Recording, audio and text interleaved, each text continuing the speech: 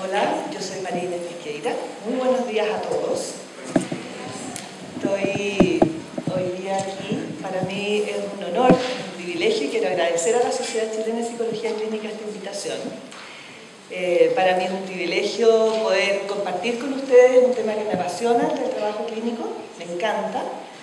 Y quiero agradecerles también a todos ustedes que se levantaron hoy a las 8 de la madrugada o a las 9 de la madrugada y están aquí escuchando. Espero que esta presentación resulte un aporte. Y quiero agradecer por último a mi equipo. La verdad es que si estoy yo aquí adelante y está mi nombre en la presentación, esto fue un trabajo de equipo. Y especialmente Ivonne Ramírez, que está ahí sentadita, y que la verdad es que sin su apoyo y que confiaste más en mí que yo misma, hace posible que yo esté aquí hoy compartiendo con ustedes. También quiero agradecer especialmente a Paulo Uribe, que esta presentación, con lindas fotos y con algunas ideas claras, es producto de un trabajo en conjunto. Y además de ser psicóloga y miembro de mi equipo, es mi hija. Entonces imagínense ustedes el orgullo y la chochera que yo tengo en este momento. Gracias, Paula. Bien, quiero también comenzar diciendo algo acerca de Generación Canguro. ¿Qué es esto? ¿Qué es este nombre? Se refiere a los hijos mayores de 25 años que viven aún con sus padres. Y se refiere también a los padres que viven con hijos adultos aún mayores ya, todavía en familia. Es un tema que está pasando muy frecuente, es un fenómeno emergente en forma muy global. En muchos países se ve que esto está sucediendo y aquí en Chile también. Y entonces, para mí me resulta muy interesante compartir con ustedes que los psicólogos, como los psicólogos, podemos enfrentar esta situación cuando nos consultan. Porque todos sabemos que en realidad tenemos un rol, los terapeutas, muy importantes en el cómo definimos los fenómenos que vamos a intervenir. Y está en nuestros supuestos y en nuestras conceptualizaciones de los fenómenos, en nuestra construcción del foco sobre el cual vamos a intervenir, eso determina en forma muy importante nuestros planes de acción, nuestros tipos de intervenciones y por lo tanto nuestros resultados. Y a mí el tema de los resultados en psicoterapia es un tema que me mueve, que me apasiona, que lo busco de forma muy importante y es por eso que yo he formado, como decían muchos terapeutas, una gran parte de mi vida me he dedicado a la formación de terapeutas tanto en pregrado como en programas de especialización de postítulo, buscando que los terapeutas demos un buen servicio. Y un buen servicio para mí significa un responder a las necesidades de nuestros clientes. La psicoterapia es para mí mucho más eso, mucho más un aporte al bienestar de las personas que una aplicación de teoría. Y todos sabemos lo difícil que es eso y lo difícil que son los resultados en psicoterapia y cuán poquito porcentaje aportan los distintos modelos teóricos a esos resultados, ¿verdad? Todos sabemos que los buenos resultados están más basados en las habilidades clínicas de los terapeutas y que los distintos enfoques teóricos tienen resultados bastante parecidos entre sí, no hay ningún modelo que sea el mejor que otro. Por lo tanto, yo hoy quiero conversar más de eso, quiero conversar más de qué hacemos como psicólogos para enfrentar los problemas más que un modelo teórico en particular. En realidad, en 45 minutos yo tenía un montón de ideas muy interesantes que me hubiera gustado compartir con ustedes y claramente tuvimos que focalizar y hacer una elección de las que nos parecieron las más interesantes que espero que resulten útiles. Para eso estoy yo aquí y yo estaría muy contenta si a la salida de esta presentación ustedes se llevaran al menos una idea útil que poder compartir con otros o que aporte a su trabajo clínico. Esa es la razón y eso le daría sentido a este trabajo. Bien, ¿por qué elegimos entonces este tema? Porque me interesa conocer este fenómeno, un fenómeno emergente de cambio psicosocial a nivel internacional. Es algo, yo tendré un micrófono que me pueda mover porque si no la ansiedad ya me va a matar acá atrás de esta cosa tan formal y este auditorio tan grande y esta pantalla inmensa, me puedo desmayar. Ya, sí, ahí. Eso, muchas gracias. Bien, porque me interesa conocer este fenómeno. Es un fenómeno, como les digo, es muy amplio. Está pasando en muchos países y es cada vez más frecuente. Me interesa poder describirlo y observarlo desde distintas perspectivas. Estamos en un congreso de adicción y esto puede ser visto como una adicción, pero no siempre, a la luz de mis ojos, esto constituye una adicción. También puede ser visto como un problema, como una falta de competencias de las personas para enfrentar una situación nueva. La vida nos trae constantemente ir creciendo, ir avanzando y tener que ir enfrentando situaciones de vida distintas. No siempre los padres o los hijos tienen las competencias necesarias para pasar a otra etapa, a otro lugar y salir de ese estancamiento. O también es un fenómeno de actualidad, es un fenómeno que está determinado mucho por crisis económica, por la situación de que cada vez están estudiando más los jóvenes. Hay un montón de características y de contextos que determinan también este fenómeno. Y me gustaría poder describirlo y observarlo de forma más amplia que un problema de adicción. Y entonces explorar con ustedes las posibilidades de trabajo clínico cuando nos consultan, ya sea los hijos o los padres. Y explorar posibilidades de trabajo clínico, digo, porque yo no creo que yo vaya a transmitir hoy la manera de trabajar en esto, por supuesto, sino solamente compartir con ustedes algunos elementos que han resultado tremendamente útiles para mí en mi trabajo clínico con los padres o con los hijos. ¿Cómo he preparado esta presentación? En una primera parte quiero hacer una descripción de este fenómeno y algunos datos de estadística, respondiendo a la pregunta en qué consiste este fenómeno. En una segunda parte quisiera que le demos una mirada desde la experiencia, ver qué dicen los involucrados, qué dicen los jóvenes y qué dicen los padres que están viviendo en esta situación. En una tercera parte quiero dar algunas explicaciones y comprensión de este fenómeno, especialmente respondiendo a la pregunta de con qué lente miramos, porque la verdad es que, como les decía hace un ratito, el lente con que los terapeutas o los psicólogos miremos este fenómeno va a determinar nuestro plan de acción. Y por último, el trabajo clínico, ¿qué podemos hacer como psicólogos cuando nos vemos en la situación de poder ayudar a las personas a caminar o a aliviar el sufrimiento o a caminar hacia el bienestar, hacia lograr lo que ellos quieren en la vida?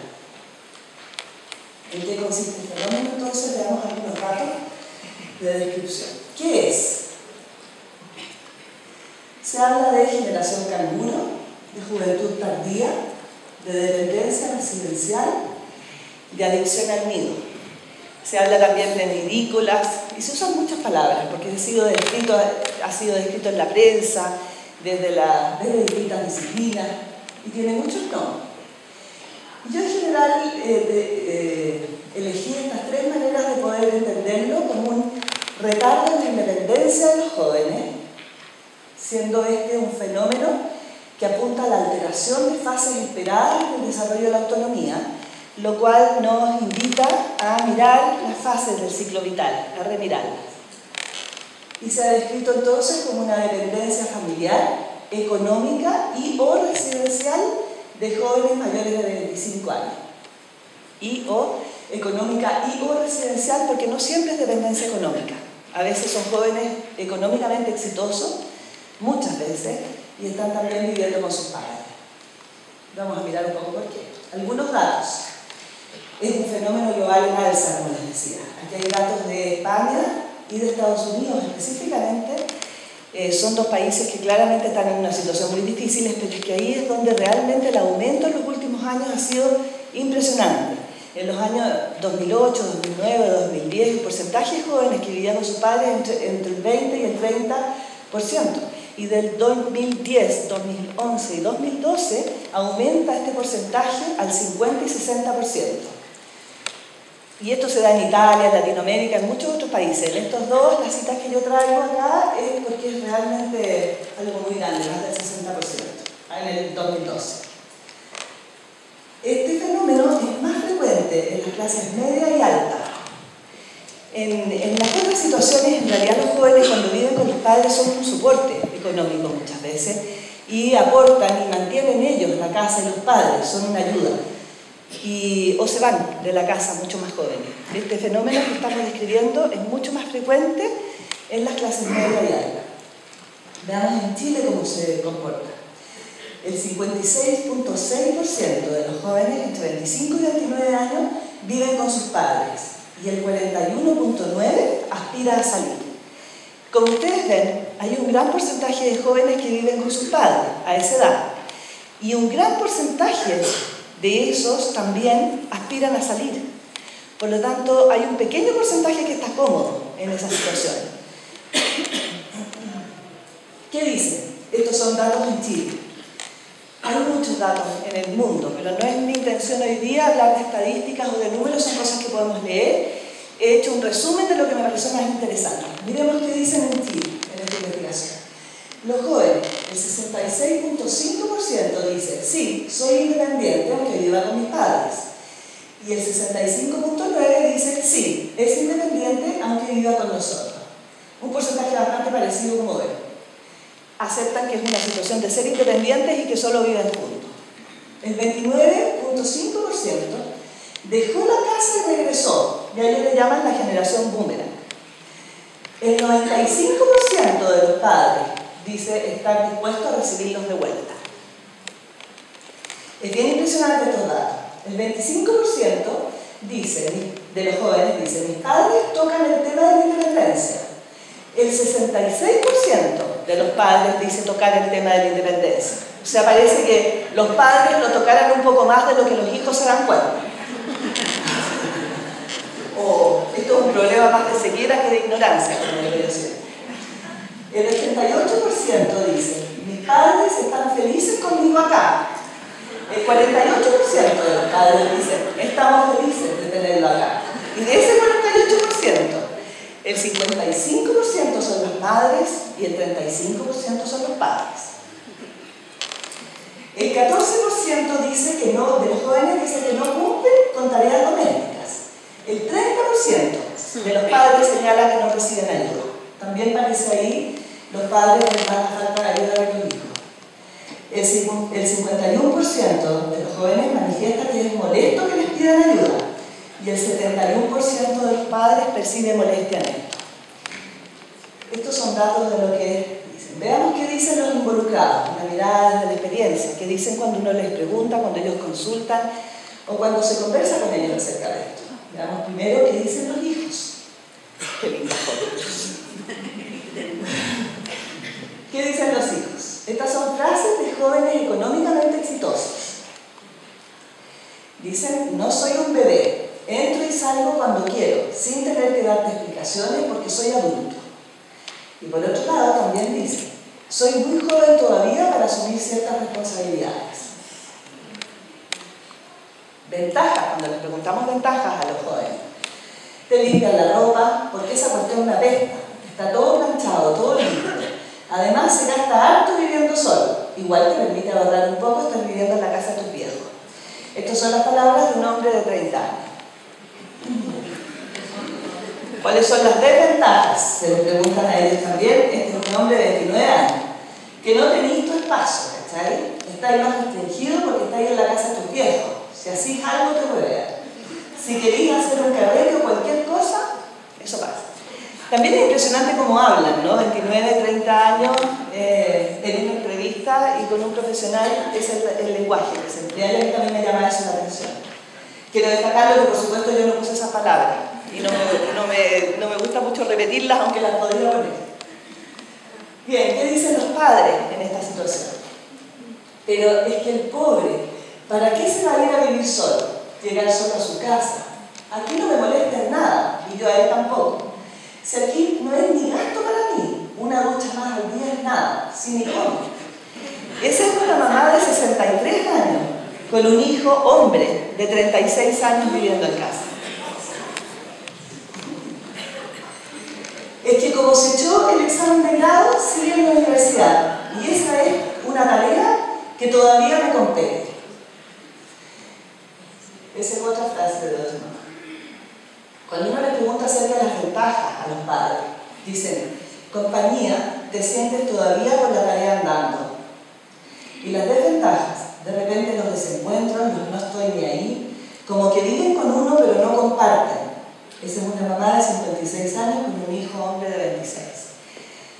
Fíjense que en realidad a los padres les es muy funcional esto. Lo ven como una compañía y lo ven como hacer familia. Como que les da mucho gusto que los hijos mayores estén en casa y entonces puedan compartir con sus hijos menores y los hijos menores tengan hermanos y sigan armando esta suerte de familia unida donde ellos están en una tarea parental principal. Y con esto están pasando varias cosas que vamos a hablar en términos de desventaja. ¿Qué dicen los que se fueron? Yo quise mostrar también un poco cómo es diferente los que se quedan de los que se van.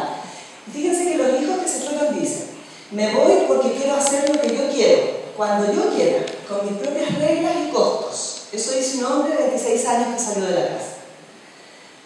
Una mujer de 27 años dice: me fui porque quería mi propia casa, quería poder decorarla y tenerla como a mí me gusta. Veamos entonces qué dicen los datos de esto, de cuando se van los hijos. ¿Por qué se van? El 39.9% se van para formar familia propia, el doble de este porcentaje de las mujeres. El 9.9% se va por deseo de ser independiente y el 1% por hacerse cargo económicamente. Como ustedes ven, hacerse cargo económicamente y pagar las cuentas no es una gran motivación para los jóvenes. No es esa la principal razón por la cual se van a los que se van. ¿Cuándo? ¿Cuándo se van? Las mujeres se van antes que los hombres. Las mujeres se van en promedio a los 19.7 años y los hombres a los 20.1 años. Y a mayor nivel socioeconómico se van más tarde, ambos. Eso es lo que dicen los datos. Ahora veamos qué dicen cuando reportan problemas, cuando consultan. Los padres, cuando consultan, dicen: no me atrevo a decirle que se vaya, lo veo quedado, cómodo, pero no creo que sea bueno que esté aquí, pero ¿cómo lo voy a echar? Yo le digo que no se sienta obligado a estar conmigo porque estoy sola, pero no sé. Me siento mal al pensar que quiero que se vaya, pero no puedo hacer mi vida, vender la casa, viajar, ya no tener empleada, etc. Esa es una mamá de 60 años con un hijo de 34. Ella consulta desde esta situación en particular y en específica. Ella trae ese foco, esa queja como motivo de consulta. Esto no siempre es así. A veces los padres consultan por otro tipo de conflictos o disfunciones dentro de la familia que les preocupan o que les causan sufrimiento, y uno tiene que ver atrás de ese sufrimiento o de ese conflicto el hecho de estar viviendo todos juntos, porque en una familia, tantos adultos juntos, a veces es difícil de conciliar la vida, los ritmos, las cenas y toda la dinámica de una familia. ¿Qué dicen los hijos cuando consultan? Los hijos dicen: me siento un mamón, pero no me atrevo a salir, me da susto que me vaya mal, estoy cómodo en mi casa, no me hacen ningún problema, pero veo como todos mis amigos se van, hacen su vida y yo no. Ese es un hombre que consulta por esta razón también a los 30 años. Y después una mujer de 29 años que consulta, dice: no tengo a nadie, no me duran las relaciones, siento que no estoy avanzando, sigo igual que a los 25, no sé qué hacer con mi vida. Como podemos ver, hay un estancamiento y hay una situación en que se dan claramente cuenta de que hay algo que interrumpe el avance en la vida, y eso, por supuesto, detiene el nivel de satisfacción de cada uno de nosotros en la vida. Y yo aquí estoy poniendo estas viñetas porque consultan focalizados tanto los padres como los hijos en este problema, pero como yo les decía, así como los padres no siempre consultan directamente por esto, ellos no lo definen como problema y consultan por un problema anexo donde uno tiene que hacer esa relación y esa co-construcción. Los hijos también muchas veces consultan por otro tipo de limitaciones y de carencias en la vida, y ellos no se han dado cuenta que ese tipo de carencias y de vacíos que sienten y que no los tienen satisfechos con su vida tienen que ver, mucho que ver, con la situación de estar en casa. Tampoco lo perciben necesariamente como un problema porque, como dicen, no les hacen problema estar en casa. Y entonces no lo ven, lo pasan como si fuera algo natural, normal. Socialmente se ve como normal, familiarmente se ve como normal, individualmente también muchas veces. ¿Cómo lo ven los padres? Lo ven generalmente como protegiendo a los hijos de un mundo que puede ser peligroso, como ayudándolos a estar más preparados, diría yo, como colaborando con ellos, como continuando con esta función paterna. Como que el mundo es muy peligroso y ellos no están listos aún y los necesitan a los padres para poder estar y seguir adelante. ¿Cómo se ve a veces? Se ve difícil entrar en familia, así como que a veces no hay espacio para poder estar todos juntos. No, te pasaste por la foto. Muy linda. Bien, veamos con qué lente podemos mirar este fenómeno. Veamos algunas explicaciones y comprensión. Definitivamente hay muchas explicaciones, hay muchas teorías. Todos los psicólogos sabemos que está el mundo lleno de teorías y de hipótesis y de planteamientos. Y yo he elegido estas tres que me parecieron las más útiles. Yo tengo mucho esta cosa de que sea útil, de que tenga resultados y de que sirva. Y por eso elegí estas tres explicaciones y comprensión que quiero compartir con ustedes. No porque sean las únicas, porque son las que principalmente yo utilizo en mi trabajo clínico y quiero compartirlas con ustedes porque están a la base de lo que hago, a tratar de ayudar a los hijos y a los padres. Primero que nada, se habla de los estilos de crianza distintos. Y se habla de hijos miedosos que han estado en un sistema de educación con padres muy sobreprotectores o sobreinvolucrados. Se habla este concepto de madres helicóptero, que todos deben conocer, o cuando los padres deifican a sus hijos y los ponen como el centro de la vida y como lo más importante. Y por supuesto que para todos nosotros nuestros hijos son lo más importante en la vida, pero me refiero a aquellos padres que olvidan sus propias necesidades y las de la pareja en la construcción y en la satisfacción de necesidades de otros. Se habla entonces de estilos de crianza en términos de sobreinvolucramiento o sobreprotección por un lado, que crea estos hijos con menos capacidad para enfrentar el mundo, para sentir que pueden y que salen adelante y que prueban. Y por otro lado, el estilo de crianza también de más gratificación, donde hay este laissez-faire, esta permisividad, donde los hijos y los padres son muy amigos y donde no se nota mucho una diferencia en términos de jerarquías o de límites. Hay una falta de límites muy grande y lo pasan muy bien juntos y hacen sus fiestas y carretean y comparten y son muy amigos.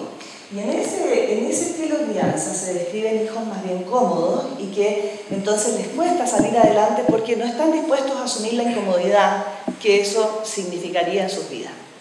Salir de la comodidad les cuesta. El otro concepto importante, me parece, en el observar y entender este fenómeno es el de pertenencia versus diferenciación. Todos sabemos que todos necesitamos pertenecer. La pertenencia en nuestra familia es algo de lo más importante en nuestras vidas, el apego y todo eso que todos conocemos. Y la tarea de pertenecer y de diferenciarse es una tarea del ser humano que se ve interrumpida y que ojalá la diferenciación, después de pertenecer, ojalá la diferenciación sea una tarea llevada a cabo dentro de la familia. Y esto se está dificultando. Y estos jóvenes no se están diferenciando de esa manera. Y por último, la mirada del emprendimiento desde la codependencia, donde ahí ya vemos un fenómeno con mucho más limitaciones y mucho más del estilo de las adicciones que estamos hablando, donde los padres, por ejemplo, yo les decía, están mucho más pendientes y están viendo mucho más las necesidades de sus hijos que sus propias necesidades. Y son felices satisfaciendo las necesidades de sus hijos. Y se arman, se viven y se construyen como las personas que son en cuanto esa tarea la puedan realizar. Ahí es donde vibran, ahí es donde está su objetivo. El problema no es solo vivir juntos, entonces. Hay dificultades en múltiples áreas. Cuando están las dificultades, cuando esto es un problema, lo que se ve es que hay una falta de desarrollo y un estancamiento a nivel, qué sé yo, recreacional, social, de construir identidad, en muchas áreas. No es nomás el vivir juntos el que puede ser un problema. Sin embargo, además de estas explicaciones psicológicas, a mí me parece muy importante poder considerar también el contexto actual en el cual se da este fenómeno. Y se dan cambios muy importantes a nivel generacional, educacional y psicosocial. A nivel generacional se da un cambio tremendo en los valores que persiguen los jóvenes. Los de mi generación, cuando ya tenemos más canas, perseguíamos fuerte la independencia y la libertad. Era algo que queríamos irnos de la casa, o bien por casarnos, pero también por ser independientes, por conseguir la libertad de hacer lo que queríamos. No teníamos esa libertad generalmente en casa. Los hijos hoy tienen eso generalmente en casa. Pueden llegar, no llegar, pueden decidir, hacen uso de sus platas cuando ganan plata y tienen plata, porque muchos de ellos no es la razón económica por la cual viven con los padres. Tienen plata, pero la gastan en bienes de consumo, ¿verdad? Viajar, tienen la mejor tecnología, los mejores autos. No gastan la plata en vivir, sino en gastos, en consumo. Ellos tienen un valor distinto y lo que persiguen tiene mucho más que ver con calidad de vida. Son jóvenes y es muy bonito ver eso. Son jóvenes que lo que están buscando es estar seguros de estar estudiando la carrera que quieren estudiar, es estar seguros y posponen el matrimonio, por ejemplo, y la paternidad, porque quieren estar seguros de eso, porque quieren viajar antes. A veces rechazan trabajos donde les pagan mucho dinero en pos de tener tiempo para la familia, tiempo para el deporte, tiempo para ellos. Y a mí me parece que eso es un cambio que puede ser muy bueno, el perseguir la calidad de vida. Y creo que falta un poco de lo otro, pero se está dando ese cambio en los valores de los jóvenes, eso es lo que se ve. Hay una diferencia en lo que buscan en relación a antes. A nivel educacional, por otro lado, uno ve un aumento en la competitividad importante que hace que los jóvenes tengan que seguir estudiando. Antes, cuando uno tenía un título universitario, bastaba, estaba preparado para ir al mundo y para ir a trabajar. Hoy no es tan así. Hay que seguir en postítulos, en magíster, en doctorado, hay que seguirse preparando. Y eso hace que, por supuesto, los hijos dependan más tiempo de los padres y tengan que estar más en casa. Y por último, a nivel psicosocial, esto es lo que encuentro más importante de todo, hay una ambigüedad en el concepto de adultez.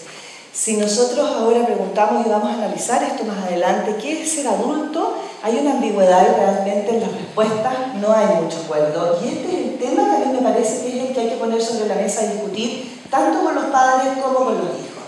Creo que es un tema que hay que entrar a mirar y yo los invito a mirarlo juntos en un ratito. Parece ser que al cumplir años se consiguen más beneficios, más permisos y menos reglas porque es grande. Aumenta la libertad, pero no los deberes de los jóvenes. Me lo describieron una vez así: no me independizo de ti, pero tú independízate de mí.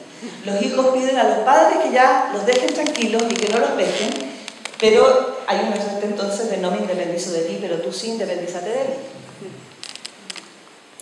¿Qué implicancias tiene este fenómeno?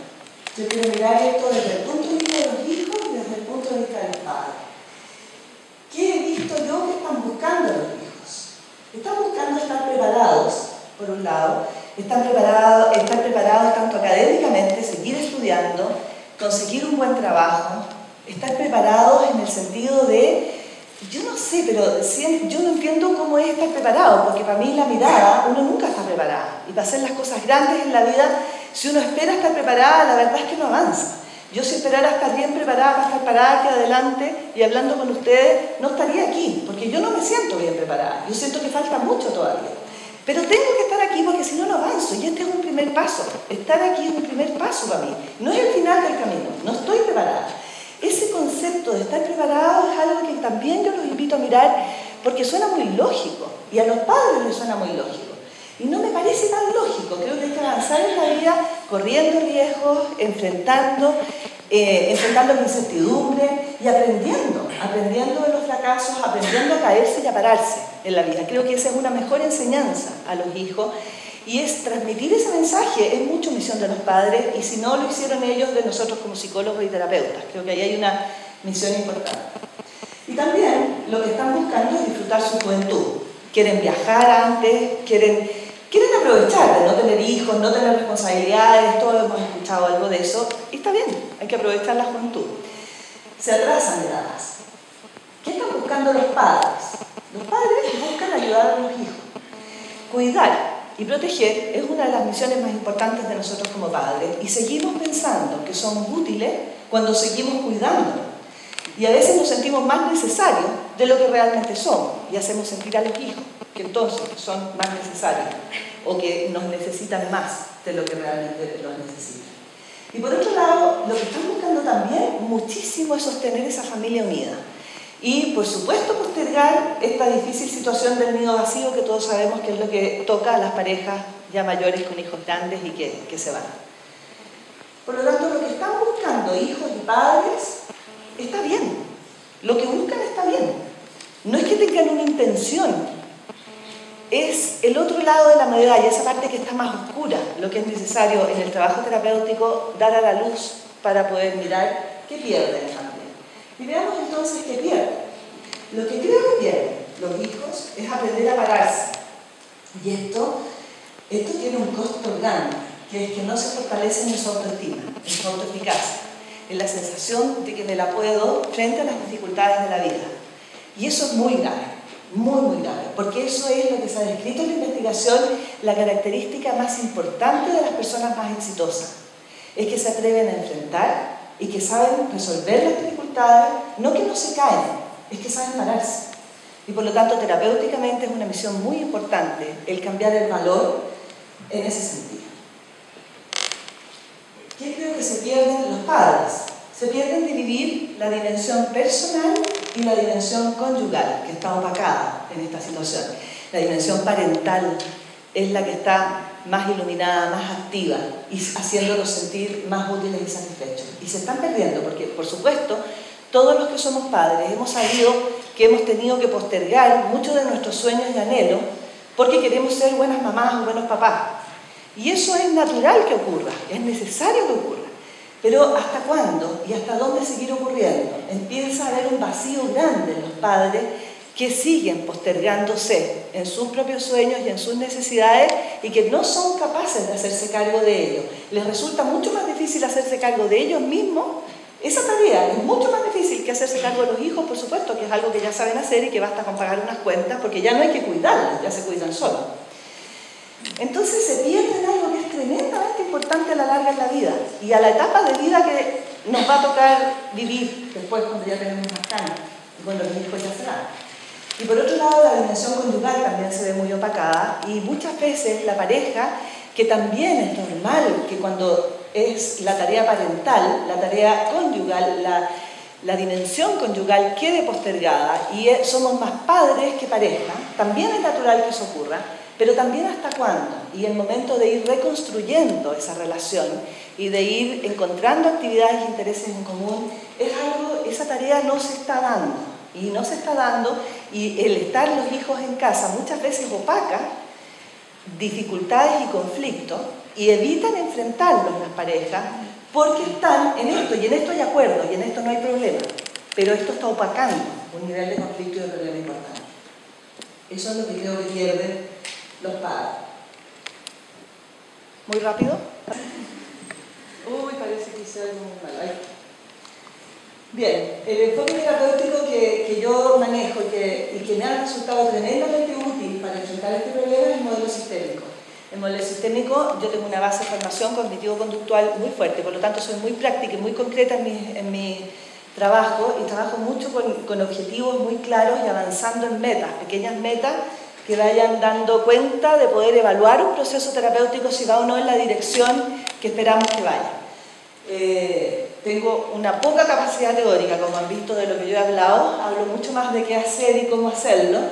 Debe ser también ese déficit el que me obliga, pero gracias a eso también tengo una gran capacidad en la parte práctica y en el poder operacionalizar los procesos, en poner metas pequeñas, y eso ayuda mucho en mi trabajo porque en este trabajo, especialmente en este tema, pero en todos los temas también, lo importante es eso, que tengamos objetivos de trabajo comunes entre los clientes, los padres, los hijos y el terapeuta. Y eso es difícil porque hay muchos valores que están aquí en juego y un nivel de afectividad y de conexiones que realmente son muy inconscientes y poco claras. Entonces, poner sobre la mesa ese tema de conversación, teniendo esa mirada práctica y concreta, bajando y aterrizando las palabras más abstractas a cómo se da eso en la vida y cuáles son las conductas que te hacen sentir así o asá, ayuda.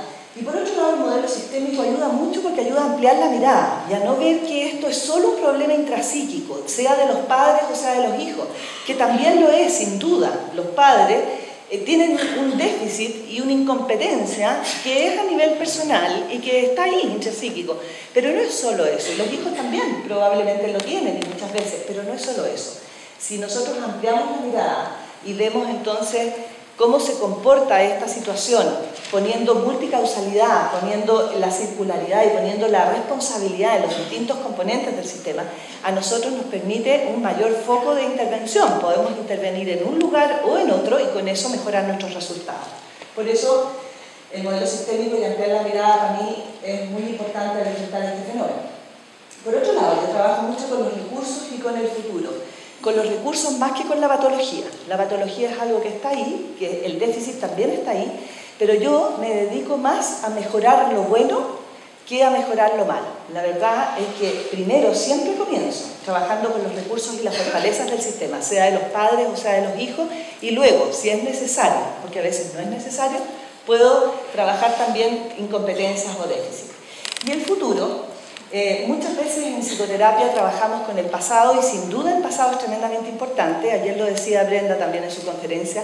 Sin embargo, el pasado, presente y futuro son lo mismo. La verdad es que hoy, en el presente, que es lo único que existe, está marcado por nuestro pasado. Cada uno de nosotros define su presente en relación a su pasado. Esos son los lentes con los que aprendimos a mirar quiénes somos y cómo es el mundo. Sin embargo, ir atrás a trabajar siempre solo al pasado, como les decía también, al igual que con los recursos y el déficit, me parece más lento. Yo trabajo primero con el futuro, primero despertando los sueños de las personas, los anhelos, qué quieren conseguir, y planteo objetivos y soluciones, a qué quisieran, a cómo sería el ideal del resultado. Planteo objetivos para la terapia posibles, obvio unos objetivos y sueños más grandes, pero que las personas tengan muy claro que los sueños son sueños, no son realidad, y que los objetivos, como les digo siempre yo, son sueños con patas, van avanzando en la dirección de los sueños. Y hay que tener algo que nos ilumine, que nos llame, que nos dé sentido en la vida, que nos dé la razón de por qué hacer ese esfuerzo que implica dar esos pasos para ir cumpliendo los objetivos. El futuro, entonces, en términos de el pasado es importante en el cómo yo lo significo, en el cómo yo lo he guardado, no tanto en sí mismo, sino en cómo me afectó a mí y cómo lo signifiqué yo. No es importante lo que realmente ocurrió, sino cómo me afectó y cómo nos afectó a cada uno personalmente. Por lo tanto, eso está en el presente y eso puede cambiar a futuro también. Y por último, es un trabajo, un enfoque terapéutico centrado en definir y operacionalizar la solución. Converso mucho más de qué quieren, de abrir conversaciones de lo que quieren que ocurra a las personas, más de que por qué no han ocurrido. Y eso es difícil, porque la gente viene a psicoterapia en general a conversar de sus dolencias, de sufrimientos, de por qué no pueden y de por qué no han logrado las cosas. No sirve a la luz de mis ojos, sirve mucho que nos hablen de lo que sí quieren. Es como que eso, el hablar de eso despierta eso y se va haciendo vivo, que muchas veces en estos padres y en estos hijos que están en un círculo vicioso hace mucho tiempo, está viendo el miedo. Está viendo el miedo sus propios anhelos, sus propios quereres. Conversar de eso los despierta, los inspira. Y por lo tanto, aumentar la capacidad de vivir sus sueños y valores es para mí algo fundamental. Y entonces el valor fundamental del cual vamos a conversar en terapia es qué nos hace adultos. Y miren esto, ¿qué nos hace adultos? Vivir solo, pagar las cuentas, tener hijos, criarlos, emparejarse, casarse, pagar impuestos, limpiar voluntariamente los platos, hacer la cama sin que nadie nos diga, comprar una casa, endeudarse, tener chiquera, eso hace sentir bien grande, contratar gente, ser contratado, aprender a tomar sin emborracharse, dejar de recibir mesada, invitar a tus padres a almorzar el domingo. ¿Qué es ser adulto? Podemos elegir varios de estos y sin duda a cada uno de ustedes algunas de estas frases les resultarán con más sentido que otras. Pero hay una ambigüedad en este tema, y este es el primer tema a conversar con los padres como con los hijos. Y entonces el foco terapéutico en mi trabajo es en relación a este ser adulto, y yo en general lo voy co-construyendo en estas tres dimensiones.